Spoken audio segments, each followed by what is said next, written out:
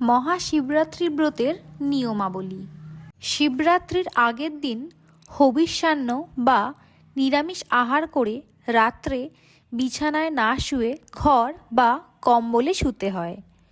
ব্রতের দিন উপবাসী থেকে গঙ্গা মাটি কিংবা শুদ্ধ মাটি দিয়ে 4টি শিব গড়ে 4 প্রহরে একটি করে শিবের পূজা করতে হয়, অথবা প্রতিষ্ঠিত শিব থাকলে তাতেই 4 প্রহরে 4 বার পুজো করতে হয়। প্রথম প্রহরে দুগ্ধ দ্বারা, দ্বিতীয় প্রহরে দধি দ্বারা, তৃতীয় প্রহরে ঘৃত দ্বারা এবং চতুর্থ প্রহরে মধু দ্বারা স্নান করাতে হয়।